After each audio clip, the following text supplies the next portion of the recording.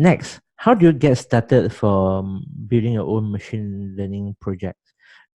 Number one, pick an interesting problem and start looking for a data set. Now, you might think that the word interesting is something that is vague, right? I mean, your interesting and my interesting is different. So how can I be sure that something that you say is interesting is agreed with mine?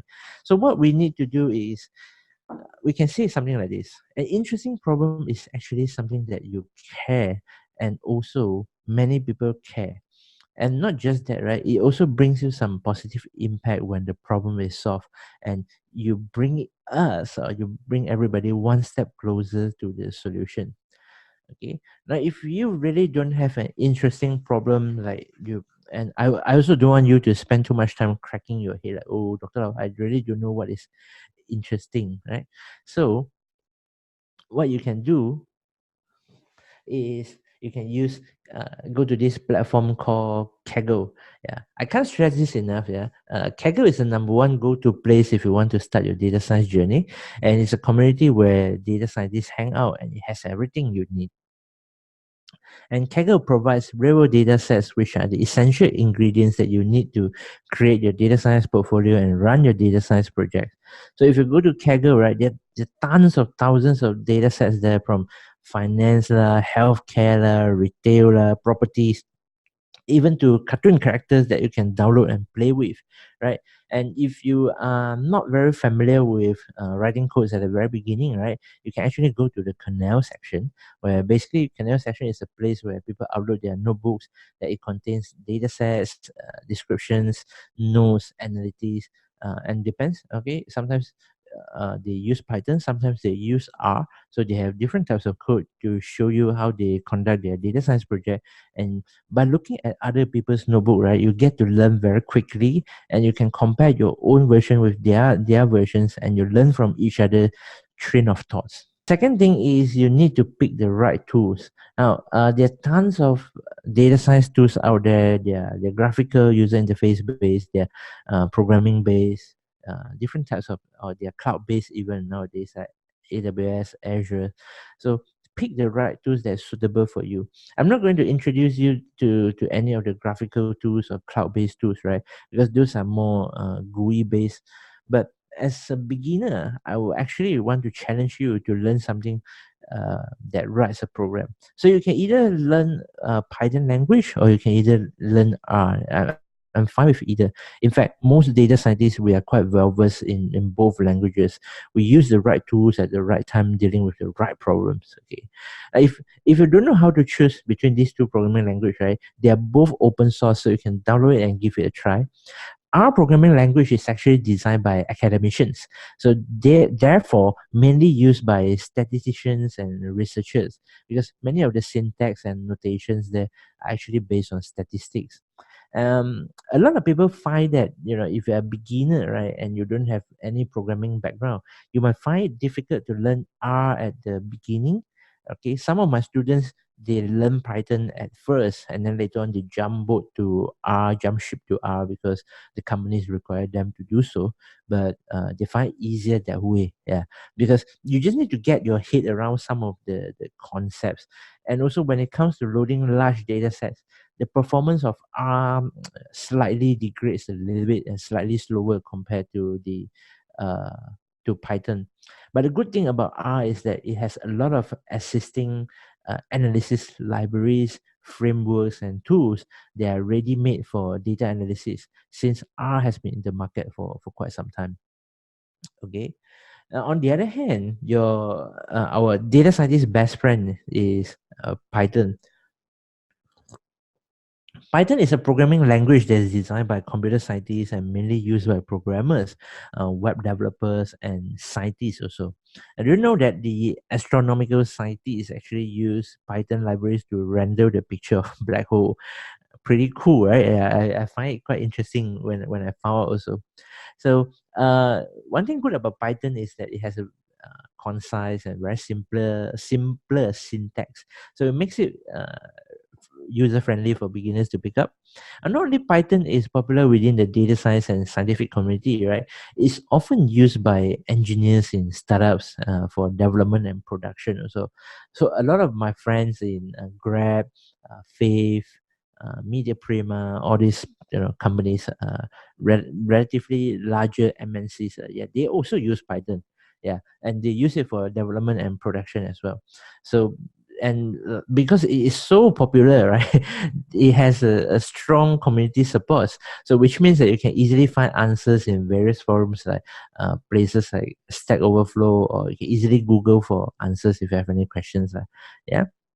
So if you really don't like the idea of writing codes, right, you can also use graphical user interface tools.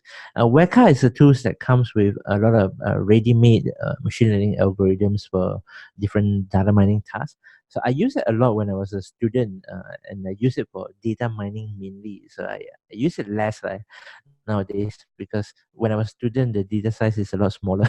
And nowadays, when we are handling large amount of data, we have to use Python or R. So different data mining tasks such as data preparations, classification, regression, clustering, association, rule mining that I mentioned earlier, and it also does visualization.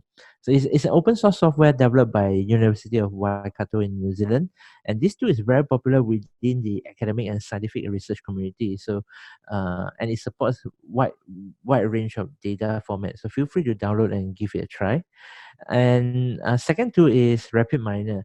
Rapid Miner is a little bit different from Weka, right? You can see that Weka is more database, as in data driven, numbers driven based kind of use case.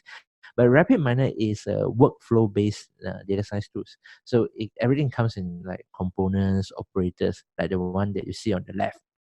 There's like more than 3 to 500 different types of operators there for you to handle the entire data science lifecycle, from data preparations to machine learning to building predictive models. So the core is actually open source. Okay, but you have to pay for the studio, which is free for the first 10,000 records, and the pricing is quite expensive after that. So it's good to try out if you have a nice uh, like smaller data set, and it's a nice tool to try out because it's, as you can see, very neat and clean. And last but not least, your favorite everyday tool, Microsoft Excel. Okay, Microsoft Excel is a very powerful tool for data scientists and analysts to perform preliminary exploratory data analysis. And we can use it to generate charts and try out different combinations of features, testing hypotheses, and tweaking parameters. And look at the example here, right? We use Microsoft Excel to predict breast cancer using a structured data set. So it's good, yeah, it's quite powerful. But like I mentioned earlier, right, the problem is with Excel is that you can't really just record the workflow and share with your friend. Yeah, so if you are working with your colleagues and stuff, you can't just tell them like, okay, look, Ruben, this is how I handle it, right? You need to follow step 1, step 2, step 3, step 4. I can't, because the only way to show you how Excel works is to show you how it works. Okay, so that's the difference between programming tools and graphical user interface tools. But whereas if you write a Python script, even a very simple Python script, I can show Ruben like, okay, line 1, this is what I did, line 2, this is what I did, and then line 34, this is the results. Okay. And if you are more adventurous, right, I believe that some of you actually mentioned that earlier. You want to look at things like deep learning frameworks that you have heard of. Yeah, there are tons of them out there. Keras, TensorFlow, PyTorch, and there are a lot of books out there as well. And they are all open source. TensorFlow is a more popular deep learning framework among all three, right at the time of speaking here. It was developed by Google, and Keras is a library that's capable of running on top of TensorFlow. PyTorch is another deep learning framework developed at Facebook. So they each has its own pros and cons. Both are open source and well documented. So download it, give it a try, and see which one do you like more. So here's something different and counterintuitive from what I heard, right? A lot of people out there are talking about AI, deep learning. Some still talk about blockchain for some reason. Those are the areas that big boys companies are moving into. So Uber are doing that, Tesla are doing that. Yes, they are.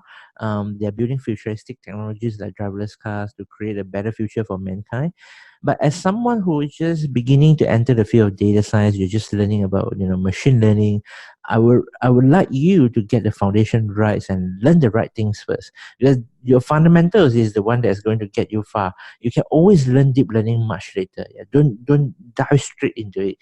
The technical barriers is a little bit too high for most people. Okay. Last but not least, implementations. Okay, now to implement a machine learning models or deep learning model, you need to understand deep learning, in fact, is just a subset of machine learning. All right. So whatever projects that you want to do, right? People talk about artificial intelligence, and AI lah, yeah, basically AI this, AI that. A lot of them they don't have AI inside. Yeah, they are basically just some applications with a little bit of machine learning there. And the reason why this has become a hot topic lately is because existing machine learning algorithms they're unable to handle the sudden amount of data. Right, you remember, right? Machine learning models are basically based on numbers. If we're handling anything outside numbers, we need to convert them into numbers and vectors before your machine learning models can handle. But in order for this to handle, you're expecting machine learning models to handle numbers, text, social media, image, audios, and videos. And the machine learning models cannot tahan, they cannot cope. So what do? We need more advanced algorithms that use neural network to learn the complexities from this data, and machine learning and deep learning will form the basis for AI and AI application. So this is what you need to understand, okay, when you implement machine learning models.